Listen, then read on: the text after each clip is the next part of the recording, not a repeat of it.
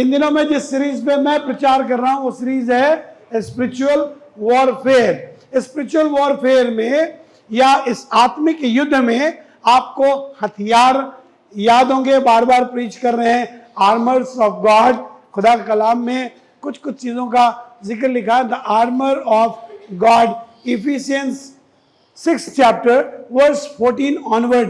अगर आपको याद हो तो हमने अलग अलग आर्मर्स की चर्चा की है। आज थोड़ी देर आर्मर के विषय में भी बात करेंगे।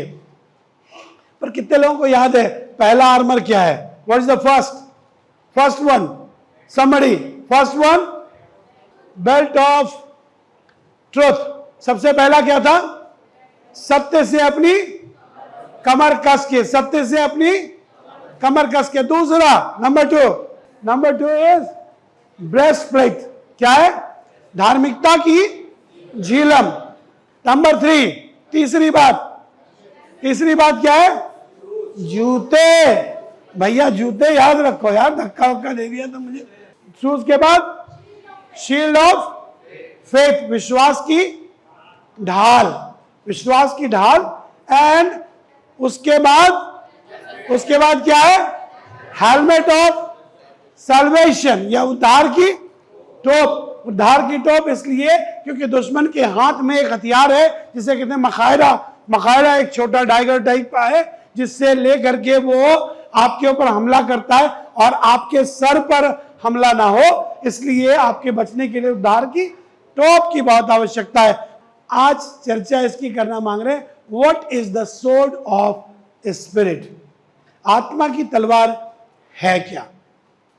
What it is, what the Bible says about it. आत्मा की तलवार के विषय में परमेश्वर का वचन क्या बताता है? जब आपको मालूम पड़ जाएगा ये आत्मा की तलवार कितनी इंपॉर्टेंट है तो ये आपके जीवन में काम करेगी।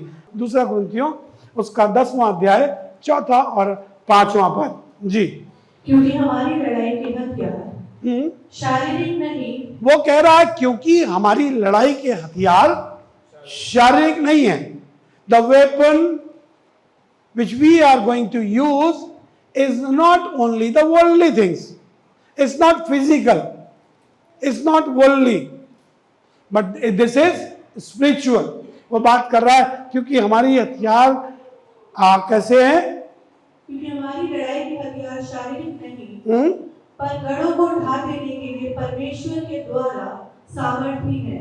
हाँ, इसलिए हम कल्पनाओं का और हर एक ऊंची बात का जो परमेश्वर की पहचान के विरोध में उठती है खंडन करते हैं। वो कह रहा है ये हथियार जो है जिसको आपको लग रहा है ये वो वाला हथियार है, यहां से निकाला और भप से मार दिया किसी के, ऐसा वाला हथियार नहीं है। परमेश्वर ने जो हथियार हमें दिए हैं, because we are into a war where the enemy is not been seen. दुश्मन हमारा दिखाई नहीं दे रहा, तो आपको दिख नहीं रहा दुश्मन। शैतान कोई दिखने वाली चीज नहीं कि आपको दिख रहा है 2 सींग लगे हुए हैं उसके और उसके काला सा है और लंबा चौड़ा है कि आपको दिखाई दे रहा है तो आपने निकाला तलवार उसको भोंक दिया, ऐसा नहीं है। वो क्योंकि अनसीन है इसलिए परमेश्वर ने जो वेपन्स आपको दिए वो भी अनसीन है, ये दिखाई देने वाले नहीं है। इसलिए परमेश्वर का वचन बता रहा है ये हमारे हथियार शारीरिक नहीं है पर परमेश्वर के द्वारा सामर्थ्य किए गए हैं। क्या? वो जो सामर्थ्य के द्वारा किया गया है वो वचन है।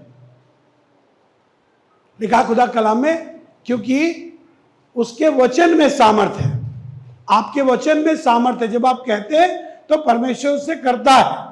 अगर आपने पढ़ा हो, पिछले दिनों में हम बहुत बार प्रचार कर चुके हैं और इस बात की बार बार चर्चा करते हैं, God is the creator of the fruit of your lips. परमेश्वर आपके मुंह के फल का सृजनहार परमेश्वर है। आपके वचनों में परमेश्वर ने सामर्थ्य दी है। जब आप कहते हैं तो परमेश्वर उसे क्रियान्वित करता है, परमेश्वर उसे क्रिया रूप देता है। पर जब आप ये कहते हैं कि मैं परमेश्वर के अनुग्रह के द्वारा ये करूंगा तो वो हो जाता है, मैं परमेश्वर की आराधना करूंगा, हो जाता है। पर कई बार जब आप ये कहना शुरू करते हैं अब मुझसे नहीं हो पाएगा, मैं तो वही वीक हूं। मैं आपको आज एक बात बताना मांगता हूं उन तमाम लोगों के लिए जो बीमार हो जाते हैं, अक्सर अपनी बीमारियों से जूझ रहे हैं। झेल रहे हैं और आपको बहुत सारी प्रॉब्लम्स हो रही है, मैं आपसे कहना मांगता हूं, if you are facing these trials, start saying to your body, अपने शरीर से कहना शुरू कीजिए, मैं यीशु मसीह के द्वारा चंगा हूं, मैं यीशु मसीह के द्वारा बीमार नहीं हूं। अगर आप ये कहते रहेंगे मैं बीमार हूं, तो आप बीमार हो जाएंगे, because this is the command you are giving to your brain that I am a sick person. आप अपने दिमाग को ये बता रहे हैं कि मैं बीमार व्यक्ति हूं, इसलिए मैं परमेश्वर की आराधना में नहीं जा सकता हूं। The sword is the word of God, it's not the carnal weapons, ये शारीरिक नहीं है, पर ये कौन सा है, ये आत्मिक हथियार है। कहां जाने कब किसको घायल कर दे। सबसे पहले तो वो बात कर रहा है, तो कह रहा है इसलिए हम हर एक कल्पना को, हर एक ऊंची बात को जो परमेश्वर की पहचान के विरोध में उठती है, उसका क्या करते हैं, खंडन करते हैं, और अपनी हर एक भावना को कैद करके मसीह का आज्ञाकारी बनाते हैं। परमेश्वर के वचन के अनुसार हम अपने आप को मसीह का आज्ञाकारी बनाते हैं। कई बार हम खुदा बाप के आज्ञाकारी नहीं हैं। ये हथियार हमारे पास है, but we are not obedient to God. हम खुदा बाप के आज्ञाकारी नहीं हैं। आपको आज्ञाएं मालूम है, पर आप फिर भी आज्ञा नहीं मान रहे। आपको पता है खुदा बाप आपसे क्या चाहता है, वो बता तो चुका है कि उसकी मर्जी क्या है, पर हम फिर भी नहीं कर रहे हैं। आगे सुनिएगा, दूसरी एक और आयत आपको पढ़वाना चाहता हूं, दूसरा तीमुथियुस उसका 3रा अध्याय, उसका 16वां और 17वां पद। वहां पर आपको खूब अच्छे से याद होगा क्या है वर्ड ऑफ गॉड, क्या है स्वॉर्ड ऑफ स्पिरिट। यहां से लिखा हुआ जी, संपूर्ण पवित्र शास्त्र परमेश्वर की प्रेरणा से रचा गया है। सब लोग बोलिए संपूर्ण पवित्र शास्त्र। संपूर्ण पवित्र शास्त्र बोलिए ना। इतने लोग बोलते हैं, हमको समझ में नहीं आता। राहुल के अलावा बाकी तो सबकी आवाज ऊंची है, सबकी तो बुलंद आवाज है ना। वैसे भी कभी बार घर बार में झगड़े उगड़े में हमको डांटने वाटने में आप लोग ऊंचा बोल जाते हैं कई बार। बोलिए परमेश्वर संपूर्ण पवित्र शास्त्र। क्या है संपूर्ण पवित्र शास्त्र? मतलब the whole word, the whole Bible, जितना कमांड है, जितनी चीजें हैं, संपूर्ण पवित्र शास्त्र परमेश्वर की प्रेरणा से रचा गया है। मैं आधी मानूं आधी ना मानूं ये नहीं हो सकता। जो कुछ है, the author of this book is not a man. Author इसका या इसका लेखक जो है वो कोई मनुष्य नहीं है।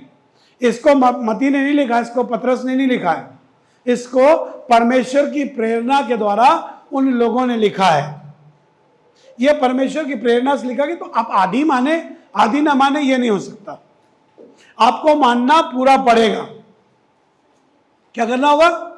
पूरा मानना होगा। ऐसा नहीं हो सकता आप 2 माने और 4 छोड़ दें। नहीं जी, मैं हर वक्त ये नहीं करता, मैं सारी बातें नहीं मानता। आपको सब मानना पड़ेगा। लिखा है हर एक पवित्र शास्त्र परमेश्वर की प्रेरणा से रचा गया। पढ़ो बेटा। और उपदेश और समझाने और सुधारने, उपदेश समझाने और सुधारने और धार्मिकता की शिक्षा के लिए लाभदायक है। और ये धार्मिकता की शिक्षा के लिए क्या है? अपने आप से कहिए, परमेश्वर का वचन मेरे लिए लाभदायक है। परमेश्वर का वचन समझाने के लिए लाभदायक है। परमेश्वर का वचन उपदेश के लिए लाभदायक है। ये आर्मर ऑफ गॉड है, ये दिया गया है आपको। ये तलवार है। और ये तलवार मालूम है आपको कैसा है? ये तलवार 4था अध्याय निकालिए, इब्रानियों किताब और उसका 4था अध्याय उसका 12वां पद। 4था अध्याय और उसका 12वां पद जी। क्योंकि परमेश्वर का वचन जीवित, क्योंकि परमेश्वर का वचन, द वर्ड ऑफ गॉड कैसा है? It's a living, alive, it's a powerful. ये परमेश्वर का वचन जीवित, हाँ, और प्रबल और हर एक 2-धारी तलवार से भी बहुत चौखा है। और ये कैसा है? 2-धारी तलवार है। ये उधर भी वार कर सकता है, इधर भी वार कर सकता है। It can cut both side, both edge पे कट कर सकता है। उधर भी कट करेगा, इधर भी कट करेगा। तो आपको ये पहले समझने की जरूरत है, ये हथियार जो मुझे दिया गया है ये मेरे लिए भी है। It will cut both side, 2-धारी तलवार है। आगे पढ़ो बेटा। हाँ, और प्राण और आत्मा को और ये प्राण को और आत्मा को और गांठ गांठ और गांठ गांठ और गूदे गूदे को और गूदे गूदे को अलग करके आर पार छेदता है आर पार करके छेदता है। और मन की भावनाओं हाँ, और विचारों को जांचता है। कौन जांचता है? कौन जांचता है? परमेश्वर का वचन। इसके अंदर लिखा वो वचन जो आत्मा की तलवार है, वो कह रहा है ये जांचता है, ये टेस्ट करता है। मेरा लिटमस टेस्ट कैसे होता है? आपने वो लिटमस पेपर पढ़ा है ना, साइंस पढ़ने वालों ने पढ़ा है ना, वो एक पेपर होता है जिससे लिटमस टेस्ट करते हैं। वो अलग अलग कलर लेकर के आता है, वो कौन से स्केल पे ले जा रहा है, उसमें कलर कौन से स्केल पे जा रहा है। साइंस पढ़ने वालों ने पढ़ा है, नहीं पढ़ा होगा तो आपको मालूम होगा, और नहीं पता हो तो गूगल करिएगा आज जा करके। घर पे कुछ काम करेंगे ना जाके, तो ये काम कर लीजिएगा। तो वो लिटमस टेस्ट करता है। मेरा लिटमस टेस्ट कौन करता है? प्रभु का वचन, परमेश्वर का वचन हर एक चीज को जांचता है। ये मुझे बता देता है बेटा तुम्हारी ये गड़बड़ है, वो गड़बड़ है, ये। अब आप कहेंगे अभी बात तो कर रहे थे हथियार की, अब लिटमस टेस्ट करने लगे, अब काम करने लगे। आपसे बताना मांग रहा हूं, शैतान से जिससे लड़ाई है वो आमने सामने नहीं है। कई बार तो वो अंदर ही बैठ के काम कर रहा है, कई बार तो वो आपके अंदर से काम करना शुरू किया है। जरूरत इसलिए दो धारी तलवार की है ताकि मेरे अंदर का शैतान भी मारा जाए और बाहर का भी उससे मुकाबला किया जा सके, उसे भी मार सके। मैं आपको खुदा के कलाम में कुछ जगहों पर लेकर के जाना मांगता हूं जिससे आपको बरकत मिलेगी। मुझे बरकत मिली और मैं चाहता हूं आपको भी बरकत मिले। उत्पत्ति की किताब, book of genesis 3rd chapter जब आप पढ़ेंगे तो 3रे अध्याय में, उत्पत्ति की पुस्तक में ये वाला किस्सा लिखा हुआ है, विच इज वेरी इंपॉर्टेंट। लिखा खुदा के कलाम में पहली बार ये अपीयरेंस है शैतान का। The first time ever this he appeared in the Bible, और ये पहली बार आया है और आकर के इसने स्त्री से बातचीत करनी शुरू की है। बागे अदन में, अदन की वाटिका में शैतान का स्त्री के साथ संवाद होता है। आज संवाद थोड़ी देर आपके सामने रखना मांगता हूं। कुछ ऐसे लिखा हुआ है, पहले पद से पढ़िए जी।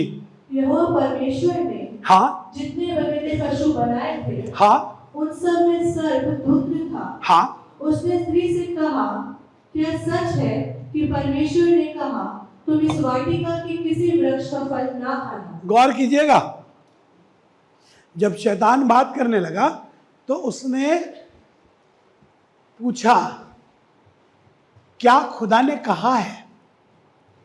क्या परमेश्वर ने कहा कि तुम कोई फल मत खाना?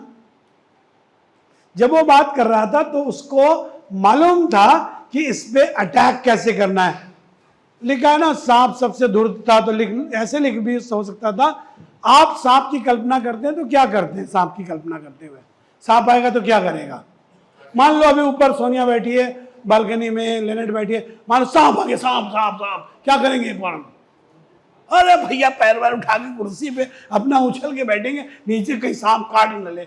सांप से आप कल्पना तो यही करते हैं वो काटेगा, है ना, पर सांप बतियाएगा।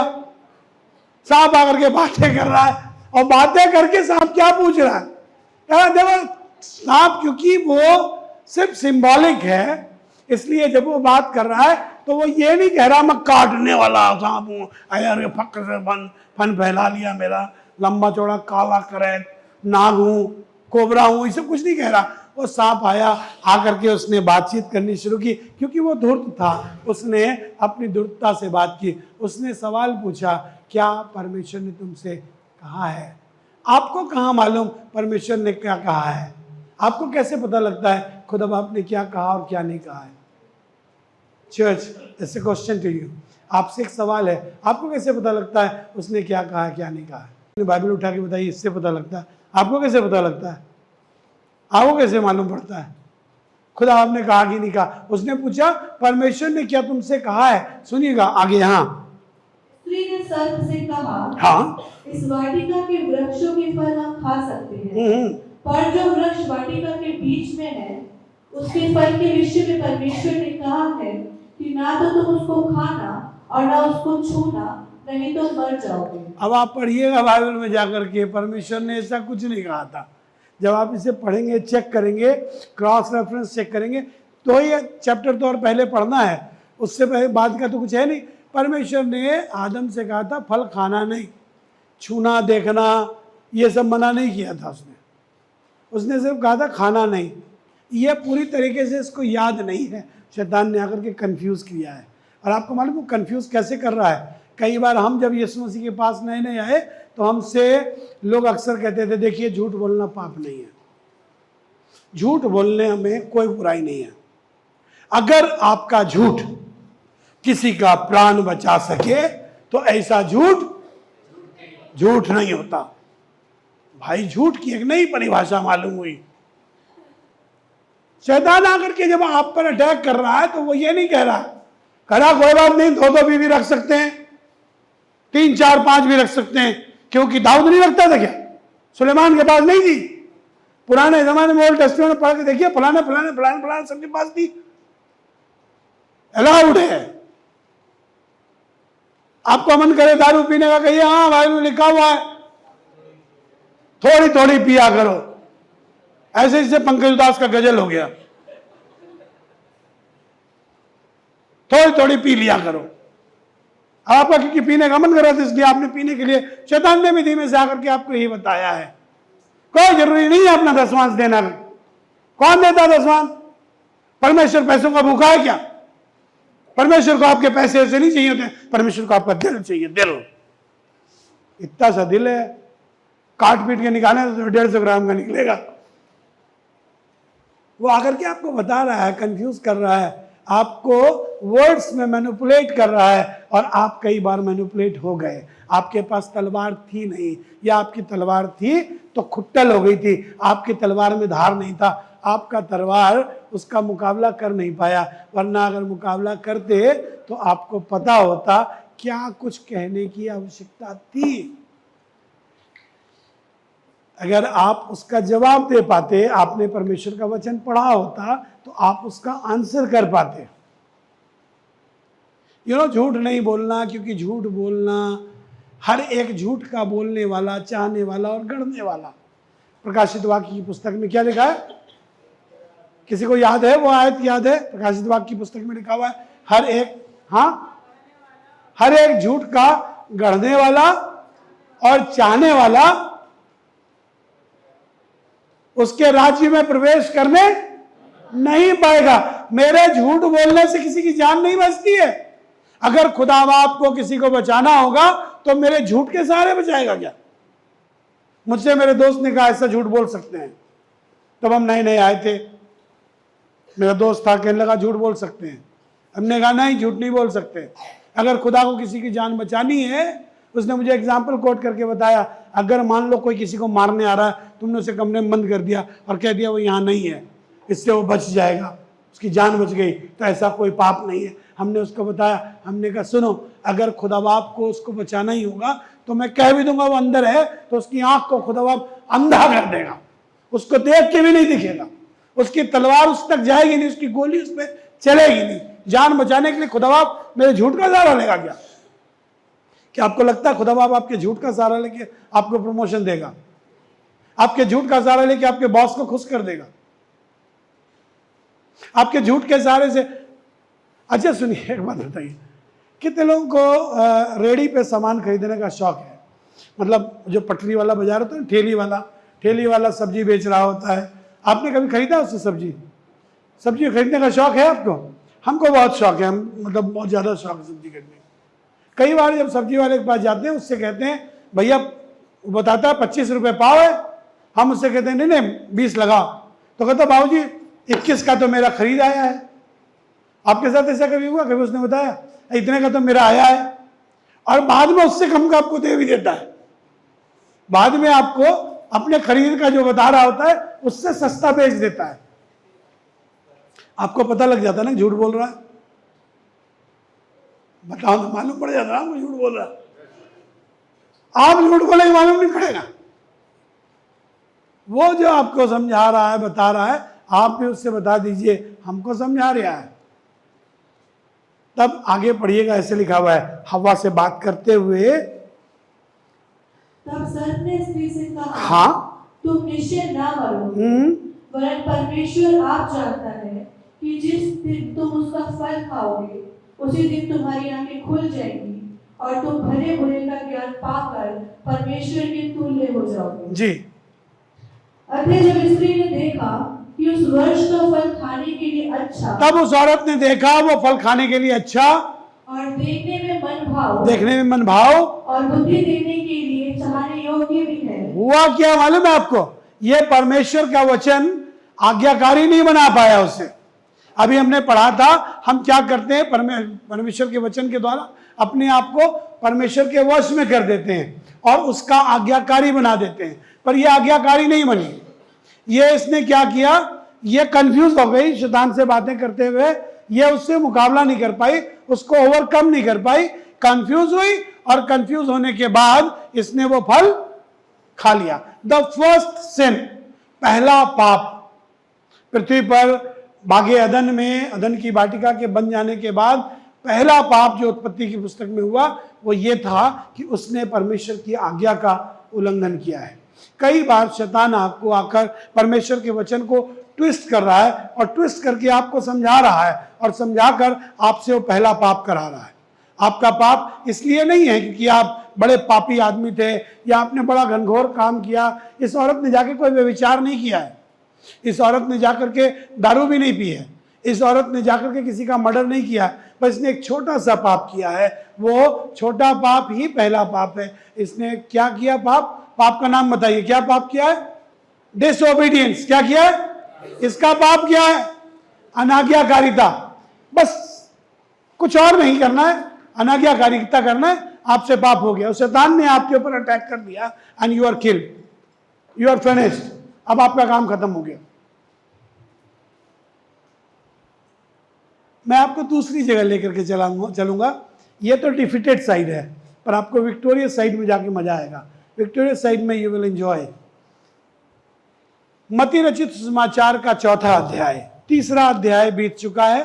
तीसरे अध्याय में यीशु मसीह बपतिस्मा प्राप्त कर चुके हैं। यीशु मसीह ने तीसरे अध्याय में मत्ती में बपतिस्मा लिया और ये शैतान के द्वारा इनकी परीक्षा होती रही। परीक्षा ले लेकर जब ये वहां पहुंचा तब चौथे अध्याय में पढ़ना शुरू कीजिए। चौथे अध्याय में शैतान से बातचीत यीशु मसीह की भी हुई और जब यीशु मसीह से बातचीत हुई, इस शैतान ने फिर से वही ट्रिक चला, फिर से वही काम, the same work he will do with you. वही जो उसने हवा से किया, वही जो यीशु से कर रहा था, वही आपसे भी करेगा। किया क्या उसने? सुनिएगा, पढ़िए। यहाँ तीसरा अध्याय, चौथा अध्याय, तीसरा और चौथा पद जी। तब परखने वाले ने पास आकर उससे कहा, तब परखने वाले ने पास आकर उससे कहा, यदि तू परमेश्वर का पुत्र है, हाँ, तो कह दे, तो कह कि ये पत्थर रोटियां बन जाए। हाँ। यीशु ने उत्तर दिया, लिखा है, मनुष्य केवल रोटी ही से नहीं परंतु हर एक वचन से जो परमेश्वर के मुख से निकलता है जीवित रहेगा। हालेलुया। उसने बातें की तो उसने आगे क्या कहा? तू अगर खुदा का बेटा है तो तू कह, क्योंकि कलाम में ऐसे लिखा है कि तू कह देगा तो पत्थर भी रोटी बन जाएगी। तो यीशु मसीह के पास काउंटर अटैक करने के लिए कुछ है। उसके पास एक तलवार है, जिस तलवार से पहले तो वो उसके उस प्रहार का मुकाबला करता है। सबसे पहले वो उसे रोकता है, रोक करके वो कहने लगा, अरे सुनो, वो कह रहा था तू कह है तो ये पत्थर रोटी बन जाएगी। यीशु मसीह कहने लगा, सुनो, ऐसे लिखा है। कैसे पता तुमको लिखा है? इसलिए क्योंकि मैं जानता हूं और मैंने परमेश्वर के वचन को अपने अंदर रखा है। I know it. वो कहने लगा, ऐसा लिखा है कि मनुष्य केवल रोटी से नहीं पर हर एक उस वचन से जो परमेश्वर के मुख से निकलता है जीवित रहेगा। सुनिए अगली बात, दूसरी बात, छठा पद, छठा सातवां पद जी। और उसने कहा, हाँ, यदि तू परमेश्वर का पुत्र है। अब वो बातें कहने लगा अगर तू परमेश्वर का पुत्र है तो अपने आप को नीचे गिरा दे। हमारे सामने बहुत बार ऐसा किस्सा है, अगरचे वो खुदा है। आपके मन में भी कई बार ख्याल आता, अगरचे तू ही खुदा है तो मेरा ये काम करके दिखा, तो मैं मानूं कि तू खुदा है। अरे तुम ना मानो फिर भी वही खुदा है। तुम मानो ना मानो वो दूसरा खुदा नहीं हो सकता। तुम्हारे नहीं मानने से किसको क्या फर्क पड़ने वाला है? कम से कम यीशु मसीह को तो फर्क नहीं पड़ता कि तुमने नहीं माना। ढेरों लोग नहीं मान रहे तो उससे क्या फर्क पड़ रहा? Kingdom of God is not stopped. उसका राज्य बढ़ना बंद नहीं हो गया, उसका राज्य फिर भी बढ़ रहा है। कई बार हम और आप कह रहे हैं मेरा तो ये काम हो जाए, खुदा बाप अगर तुम खुदा हो ना तो मेरा सर का दर्द ठीक करो, तो हम मान लेंगे तुम खुदा हो। तुम अपने सर के दर्द में जियो, उसी में रहो। तुम्हारे सर के दर्द को प्रूफ करने के लिए वो खुदा बने हैं। वो बात कहने लगा यदि तू परमेश्वर का पुत्र है तो अपने आप को क्या कर, नीचे गिरा दे, क्योंकि लिखा है। कहां लिखा है भाई? कहां लिखा है? यहां लिखा है कभी कभार पिया करो। भाई साहब जब आपसे कोई कहे कि कभी कभार पिया करो तो आप भी उसको बताइए लिखा है कि जब वो प्याले में उंडेला जाए और उसका रंग लाल हो तो उसकी ओर देखना भी मत। लिखा है राजा के पुत्र को दाख मधु शोभा नहीं देता। हम राजा के बेटे हैं। We belong to king. I am king's son. मैं राजा का बेटा हूं, है कि नहीं है? कितने लोग राजा के बेटे हैं? हालेलुया, है ना? राजा के बेटे बेटे।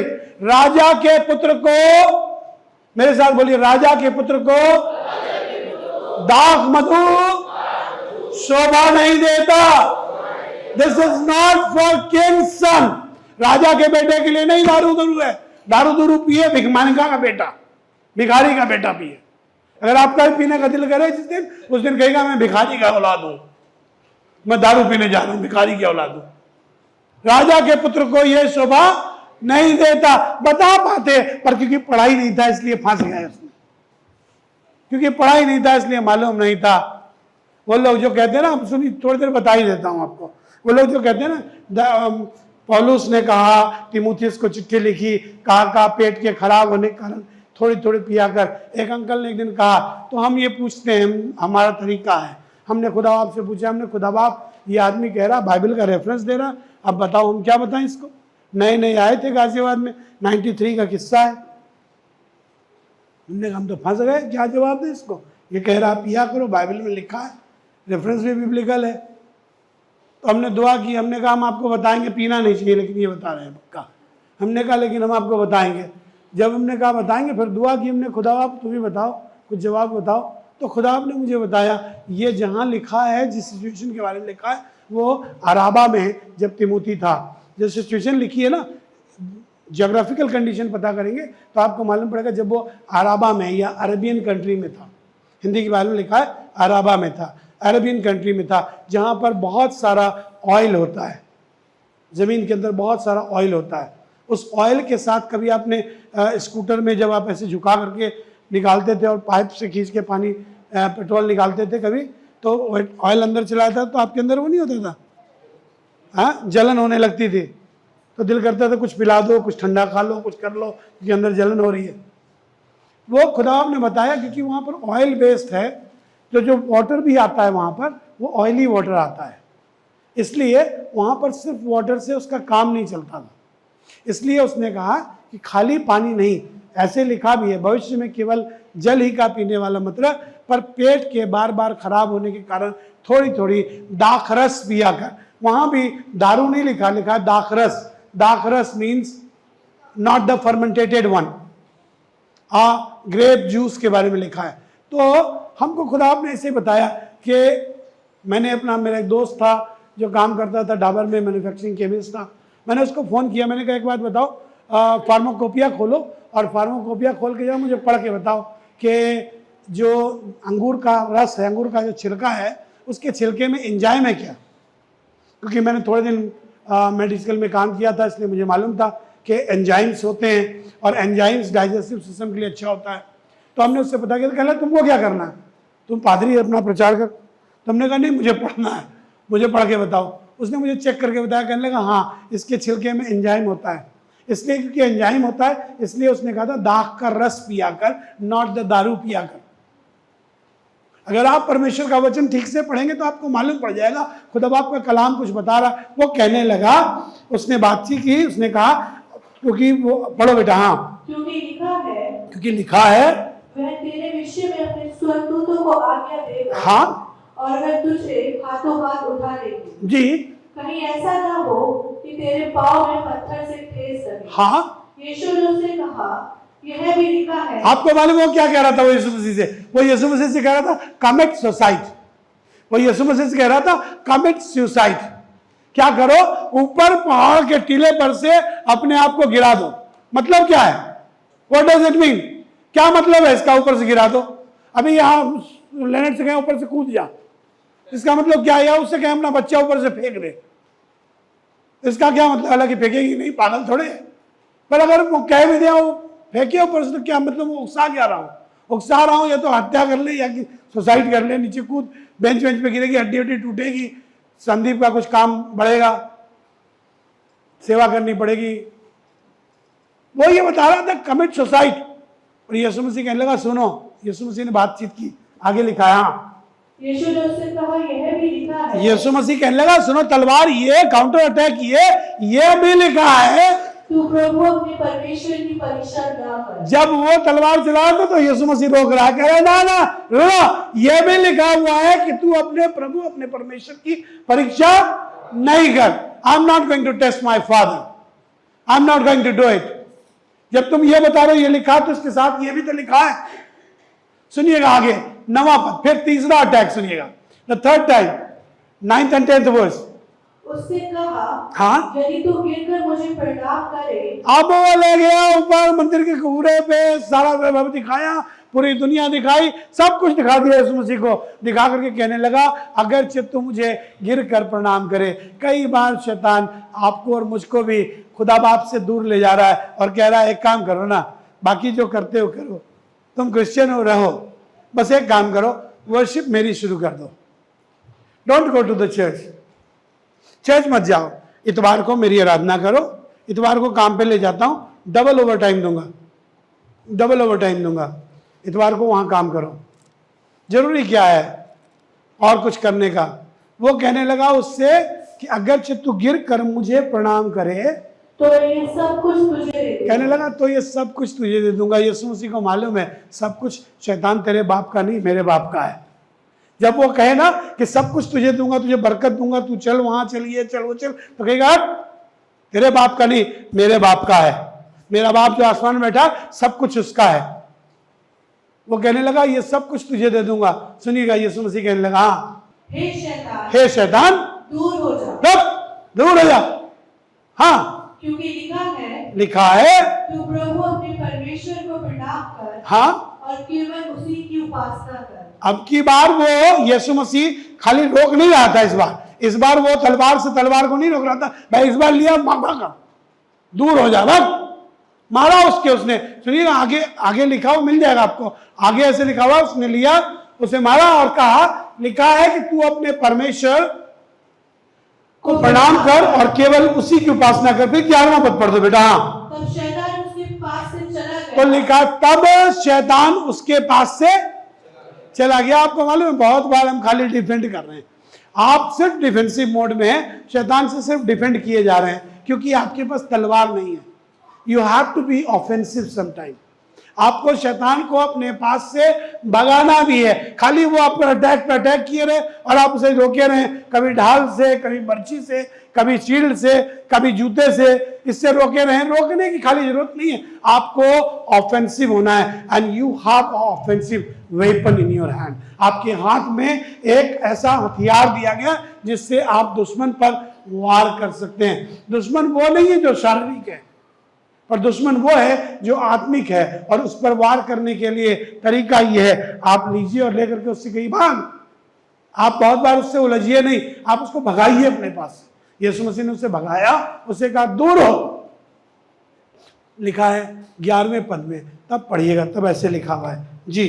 तब शैतान उसके पास से चला गया। लिखा तब शैतान उसके पास से चला गया, और देखो स्वर्गदूत आकर उसकी सेवा करने लगे। स्वर्गदूत आकर उसकी, आपके पास बताना मांगता हूं, जब तक शैतान जाएगा नहीं स्वर्गदूत आएगा नहीं। स्वर्गदूत आया तब है जब शैतान भाग गया है। भगाएगा कौन? भगाएगा कौन? आप कह रहे हैं प्रभु तुम भगा दो, प्रभु कह रहा है भाई मैं सबका भगाता थोड़ा फिरूंगा, भगाओ तुम, मैं स्वर्गदूत भेजूंगा। मैंने तुम्हें भगाने का तरीका बता दिया है, कहिए शैतान से शैतान तुम भागो। आपको कहना पड़ेगा जब आप वर्ड से बात करेंगे, यू नो द वर्ड, आपको खुदा का कलाम मालूम है, और अगर नहीं मालूम है तो खुदा का कलाम मालूम करना शुरू कीजिए। मैं चाहता हूं मेरे साथ निकालिए कुलुस्सियों की किताब, उसका 3 अध्याय 16वां पद जी, 3rd chapter verse 16। मसीह के वचन को अपने हृदय में अधिकारी से बसने दो, हाँ, और सिद्ध ज्ञान सहित एक दूसरे को सिखाओ। क्या करो सुनिएगा, पहली बात मेरे साथ बोलिए, परमेश्वर के वचन को अपने हृदय में, कैसे? अधिकाई से। अधिकाई से मतलब इंग्लिश की बाइबल में लिखा हुआ है, let the word of Christ dwell in you, how? Richly. कैसे बसने दो? अधिकाई से। परमेश्वर के वचन को अधिकाई, अधिकाई से चिंताएं ना बसे, अधिकाई से नौकरी ना बसे, अधिकाई से फुप्पो चाची नानी दादी ना बसे, अधिकाई से आपका काम ना बसे।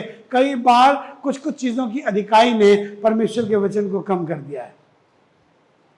परमेश्वर के वचन को अधिकाई से अपने अंदर बसने दो। आगे लिखा, और सिद्ध ज्ञान सहित एक दूसरे को सिखाओ और चिताओ, अपने अपने मन में अनुग्रह के साथ परमेश्वर के लिए भजन, स्तुति और आत्मिक गीत गाया करो। वो बात कर रहा है, कह रहा है खुदा का कलाम बसने दो, बस जाए आपके अंदर आकर के। जब निकले, बातें निकले, कोई प्रॉब्लम आए, कोई सिचुएशन आए, बीमारी आए, तो कहिए बीमारी मेरा खुदा तुझसे बड़ा है। अपनी बीमारी से कहिए, बीमारी मेरा खुदा तुझसे बड़ा है, तू मुझ पर अधिकार नहीं कर सकती। और अपने लिए जब कहना हो ना तो कहिए, चाहे मुझे ये जरूर कहा करिए, मुझे अच्छा लगता है मैंने कहा है, क्योंकि अपने लिए कहिए, मैं बीमारी में, मैं अपनी कमजोरी में, मैं अपने दर्द में, मैं अपनी तकलीफ में, मैं अपनी गरीबी में, अपनी फाकाकसी में, मुझे पैदल चल के जाना पड़े तो भी मैं खुदा की इबादत करूंगा, क्योंकि मैं इसी के लिए बनाया गया हूं। हालेलुया। कहिए, ये जिस दिन कहना शुरू करेंगे ना, आपसे कहना मांगता हूं, आपकी बीमारी छोड़ के भाग जाएगी। उसको पता लगेगा यार ये आदमी में कुछ असर ही नहीं करता, इसको इतना बीमार कर दो फिर भी उठ के जा रहा है, इसको इतना दर्द हो रहा फिर भी उठ के जा रहा, इतनी चोट के बावजूद भी जा रहा, इतनी गरीबी के बाद जा रहा, इतनी फाकाकसी के बाद जा रहा, इसके पैसे नहीं है पैदल जा रहा, अब क्या करें इसका? जब आप ये कहना शुरू करेंगे, आसमान का खुदा आपको बरकत देना शुरू करेगा। परमेश्वर के वचन को अपने हृदय में अधिकाई से क्या करो? बसने दो। Let the word of God dwell in you richly. एक आखिरी बात, दाऊद ने बातचीत की, और उसने जब बात की तो उसने ऐसे कहा, 119 ज़बूर की 11वीं आयत पढ़िए। 11वीं आयत में वहां ऐसे लिखा हुआ है जी, मैंने तेरे वचन को अपने हृदय में रख छोड़ा, अपने हृदय में रख छोड़ा। मैंने तेरे खुदा तेरे कलाम को अपने हृदय में रख छोड़ा है। होगा क्या? सुनिए, रख छोड़ा है, कंप्लीट कीजिए आयत को। हाँ, कि तेरे विरुद्ध पाप ना करूं। कि तेरे विरुद्ध पाप हो कब रहा है मालूम है? पाप सिर्फ तब हो रहा है जब परमेश्वर का वचन आपके हृदय में नहीं है। जब तक खुदा का कलाम आपके हृदय में है, let me tell you, you can not sin. आप पाप कर ही नहीं सकते अगर परमेश्वर का वचन आपके हृदय में बसा। यह पाप तब हो रहा है जब परमेश्वर का वचन यहां नहीं है। जिस दिन मालूम होगा, खुदा का कलाम होगा, आपको पता होगा यीशु मसीह ने आपके लिए जान दी। जब आप पाप करने जा रहे होंगे, जब आप गंदा काम करने जा रहे होंगे, जब आप सिगरेट पीने जा रहे होंगे, आपको याद होगा कि अरे इसी हाथ से तो मैंने रोटी ली थी, इसी हाथ से तो मैंने यीशु मसीह के लहू का वो प्याला पिया था, इसी मुंह से तो मैंने यीशु मसीह का लहू पिया था। लिखा खुदा कलाम में, एक मुंह से दो तरीके की चीजें नहीं हो सकती। एक सोते से खारा और मीठा दोनों नहीं निकल सकता। कैसे गाली दे इस मुंह से? इस मुंह से तो मैं यीशु मसीह का नाम लेता हूं, कैसे गाली दूं मैं इस मुंह से? इस मुंह से तो मैं यीशु मसीह का लहू पीता हूं, कैसे मैं यीशु मसीह का, कैसे मैं कुछ और खा लूं, गुटखा खाऊं? इस हाथ पे लेके गुटखा कैसे खाऊं? इस हाथ पे तो यीशु मसीह का मांस हर महीने लेता हूं, इसी हाथ में लेता हूं। यह हाथ इस काबिल तो नहीं है कि कुछ और ले सके। ये आपको मालूम हो जाएगा, आपको पता होगा। जब आपको मालूम है, let this word dwell in you richly. वो कहने लगा, I have kept your word in my heart. मैंने खुदा बाप तेरे वचन को अपने हृदय में रखा है ताकि तेरे विरुद्ध पाप ना करूं। Take the sword of spirit, ये परमेश्वर के वचन का तलवार है जो आप ले लीजिए। इसके बगैर आपके आर्मर्स पूरे नहीं हैं। रोज खुदा का कलाम पढ़िए, खूब पढ़िए, इतना पढ़िए कि आपके दिल में घुस जाए, बस जाए। वो गेम छोड़ दीजिए जो देखते हैं खेलते हैं, वो वाला पबजी अबजी फलाना, लूडो, कैरम, टेनिस। खुदा का कलाम आपको कुछ बना देगा। Jesus became victorious just because of the word. वो अपने कलाम से ही हमेशा जयवंत होता रहा है। खुदा का कलाम आपको जयवंत से बढ़कर बना देगा। उसके हाथों में अपने आप को सौंपें, शुक्रगुजारी करें, दुआ मांगिए। Shall we pray?